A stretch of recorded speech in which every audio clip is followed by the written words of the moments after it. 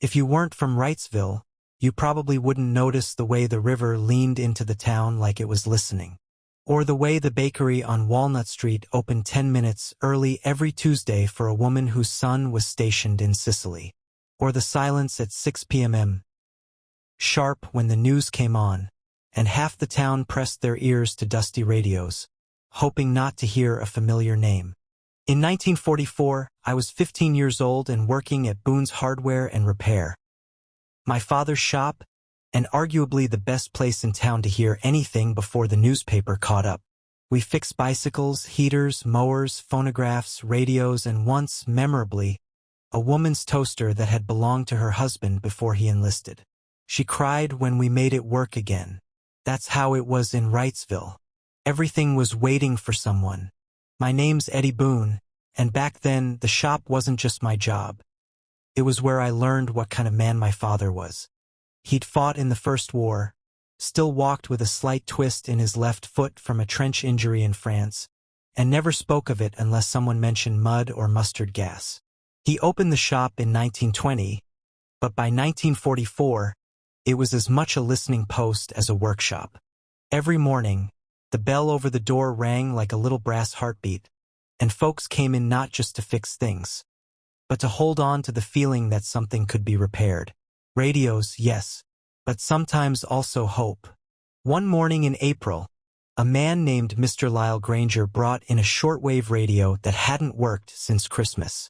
His son, Robbie, had been sending coded messages home via a relay broadcast through London, and Lyle said he'd caught the last one on December 23rd. "Tell Ma I still love biscuits and snow." After that, silence. My dad looked at the radio like it had committed a crime. He took off the back panel, poked around with his tester, and said, "I'll have her humming by tomorrow." Lyle looked at me and whispered, "Your father's hands are steadier than most doctors I've met." That was the kind of faith people had in him. Because in a town where boys left for Europe or the Pacific and came back different, or didn't come back at all, sometimes the only comfort left was a radio that still worked or a man who never stopped trying. I still remember the first time I saw my dad cry. It was a Wednesday in May, and a telegram boy had stopped in front of our shop. He wasn't coming in, just passing through. But Dad turned pale when he saw the brown envelope. "Every time I see one," he said, "I feel like my chest forgets how to breathe." That day, the message wasn't for us, but it had been for someone we knew. Mr. and Mrs. Hawley, who ran the feed store. Their only boy, Mark, gone near Anzio. The next morning, Dad left early. I found him later, sitting behind the shop with a little wooden box he'd made. Inside was a tiny wind-up music mechanism, the kind you'd find in a jewelry case. He handed it to me and said, "Drop this by the feed store. Say it's for quiet moments." He didn't sign it, didn't charge them, just gave. Wrightsville was like that. Quiet generosity, shared grief. We didn't always talk about what we'd lost, but we knew how to keep each other standing. That summer, our repair shop turned into something more. We helped Mrs. Lehman fix her late husband's watch so she could wear it on their anniversary. We sharpened tools for families starting victory gardens in their backyards. We fixed the microphone at the church so they could record Sunday services and send them to soldiers overseas on reel-to-reel tapes. We repaired an old typewriter for a girl named Ruth so she could keep writing letters to 3 boys from town, all serving in different branches. And through it all, my dad taught me without teaching. He'd say things like, "Fixing a thing is just listening with your hands. Don't tighten a bolt out of fear. Most broken things aren't ruined. They just forgot what they're supposed to do." In late August, just before VE Day, something odd happened. A letter came, not through the post, but hand-delivered. No return address, no envelope, just a folded paper tucked under our front door mat. All it said was, "Mr. Boone, thank you." The radio worked. The voice I heard was the last thing I ever got from my son. It wasn't much, but it was enough. No signature. My dad read it once, folded it carefully, and placed it in the top drawer of his workbench. beside a flathead screwdriver and a quarter he'd found in France in 1918. He didn't speak for a while after that. By the time the war ended, Wrightsville had changed. Some boys returned. Some didn't. Some came back with medals. Others with silence. And some came back but never fully came home. But the shop was still there. And Dad kept fixing things like he always had. People often say small towns are boring. That nothing ever happens. But I'll tell you what did happen. 1,000 acts of quiet courage. 1,000,000 tiny kindnesses. A few repairs that saved people's hearts, not just their radios. That was Wrightsville in the war years. And I had a front row seat. Because I was the boy with grease on his hands, standing beside a man who believed nothing was too broken to be worth fixing. And that was more than enough. The fall of '44 brought a sharp wind down the river and a new kind of silence to Wrightsville. The kind of silence that doesn't come from quiet. It comes from waiting too long for news. At Boone's Hardware and Repair, business slowed a little, but not in the way that worried Dad. People weren't bringing things in because they were broken. They were bringing them in because they wanted them to last. Worn radios, fraying cords, rusty tools. Nobody could afford new anymore, but more than that, they just didn't want to lose anything else. On one particularly gray afternoon in October, Mrs. Hollis, a soft-spoken woman with thin hands and a wedding band too loose on her finger, came in holding a dusty mantel clock. "It hasn't ticked since my boy left," she said. "Eyes not quite meeting mine. I want it to tick again." Dad didn't ask questions. He opened it up, cleaned the gear teeth, oiled the balance wheel. Said nothing, but hummed softly the way he always did when he worked, somewhere between a hymn and a lullaby. When the clock finally ticked, Mrs. Hollis gasped like it was breathing. She took it home in both hands like it might slip away if she held it wrong. Meanwhile, every Tuesday, the local paper published a tiny section called Letters from Our Boys. It was always too short. 3 or 4 lines from men stationed in Italy, France, the Pacific. Sometimes cheerful, sometimes clipped, but always read like scripture. That's how we found out Bobby Halston had gotten frostbite in the Ardennes. Sammy Willows had earned a Bronze Star, and Raymond Fuller, the grocer's nephew, was missing in action. People didn't cry in public. Not much. They just folded their grief up and carried it around like a handkerchief, tucked away, worn soft at the edges, always nearby. One night, Dad handed me a note written in pencil on brown scrap paper. "Eddie, tomorrow morning, I want you to go with me to Maple Street." That was it. No explanation. We left at sunrise. He was carrying a wooden toolbox I hadn't seen before. Not the usual one for house calls, this one was old. Hand-carved. His initials burned into the lid. We walked 4 blocks and turned onto Maple. Stopped in front of a small white house with an American flag that hung too low and a porch swing that hadn't moved in months. The Callahans. Their boy, Tommy, had died in July. No one had been inside the house in weeks. Dad knocked once. Mr. Callahan answered, sunken-eyed and silent. They didn't say much, just nodded.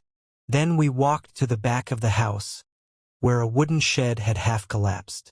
"Tommy started building a shortwave transmitter in here," Mr. Callahan finally said.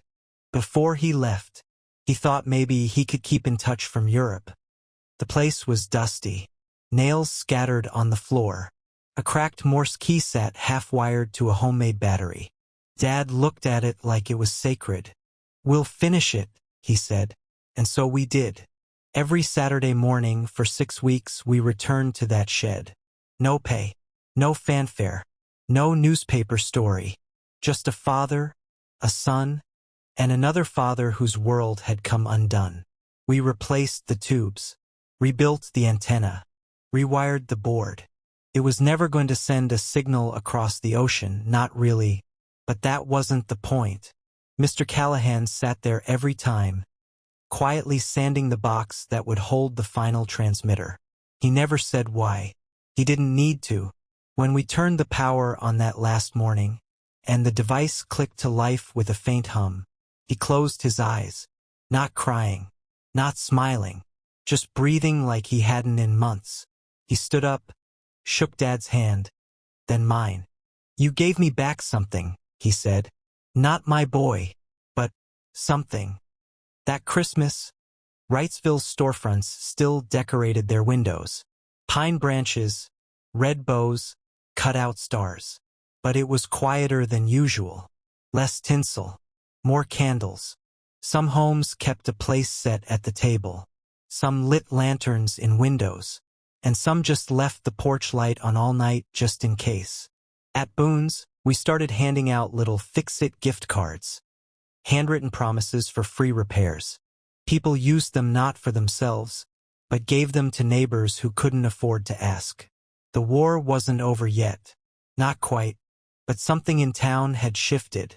We weren't just waiting anymore. We were holding each other up.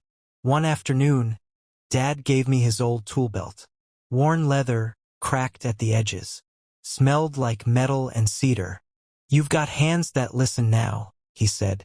"You're ready." I didn't know then that he'd fall ill the next spring. That the shop would be mine before I even turned 17. That I'd spend the rest of my life in that building, fixing what people brought me, and holding on to the stories they didn't always have the words to tell. But in that moment, I felt like I could carry the whole town, if only someone showed me where to start. Spring in Wrightsville doesn't come loud. Creeps in like someone opening a creaky door. Cautious, polite, maybe a little unsure if it's welcome. And in 1945, it arrived after one of the coldest winters anyone could remember. The war was still on, though folks started saying things like, "When the boys come home," instead of "if." At Boone's Hardware and Repair, we kept working like always. Fixing what was fixable. Listening to what wasn't. My father was slower now. His cough had become a second clock in the shop. Steady, quiet, but always there. I caught him resting more often. Not asleep, just paused. Sitting with his tools in his hands like he was remembering something only they understood. April 12, 1945. President Roosevelt died. The news came over the radio just after lunchtime. I'll never forget the way the room felt when the announcer's voice cracked. People stopped mid-step. Conversations trailed off. Even the wind outside seemed to pause. We closed the shop early. Not because we had to, but because it felt like something had ended that none of us were ready for. That night, I found my father in the shed behind our house.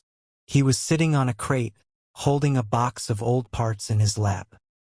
"He was the first man I ever voted for," he said, not looking at me. "And the last one I ever fully believed in." He didn't cry. He just sat there, letting the silence say what it needed to.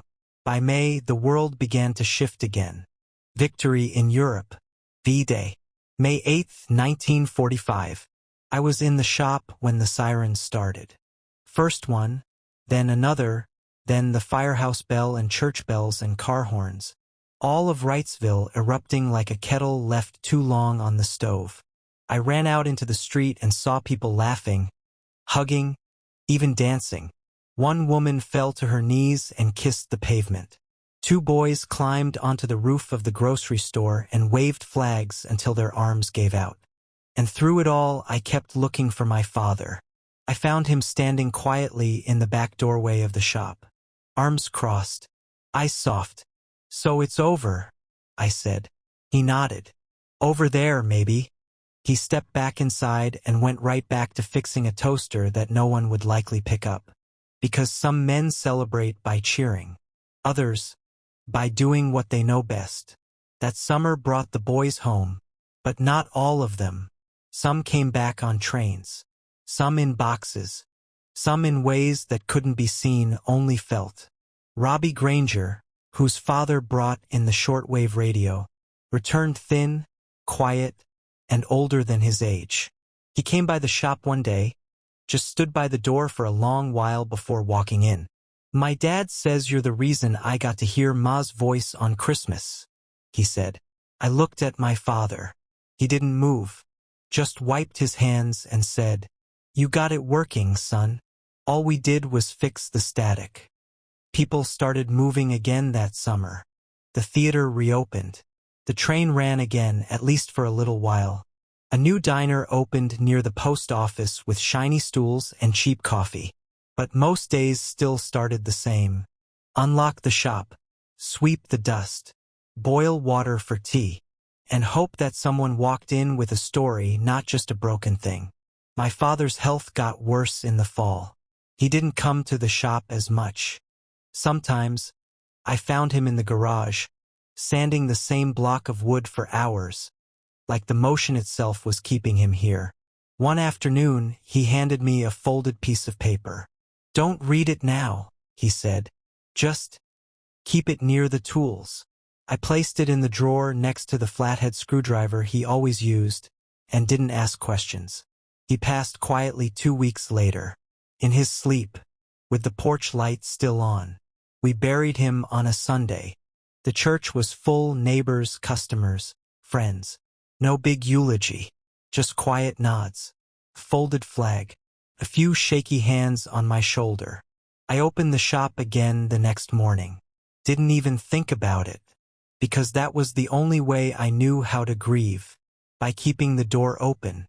Inside the drawer, the note read, "Eddie, if you're reading this, I'm probably gone. You don't have to run the shop. But if you do, just remember, people bring you what's broken, but they're also asking you to believe it's worth saving. Be kind, use good glue, and never over-tighten the bolts." Dad kept it all. The shop, the sign, the way the bell over the door rang like a heartbeat. I fixed things the way he taught me, slow, careful, listening more than talking. I married, had kids, taught my son how to use the tester without burning his fingers. But I never changed the way the floor creaked near the register. Never threw away the stool with the torn cushion. Never replaced the old hand-painted "We fix what matters" sign. Because in Wrightsville, the past isn't something you leave behind. It's something you live with pride and patience. Now, sometimes when a kid comes in with a busted fan or a broken speaker, I show them how to open it up slow, how to find the pieces that still work, how to know when something isn't gone, just quiet. And I tell them about a man who could fix anything, except the things no one brought to him. Eddie Boone.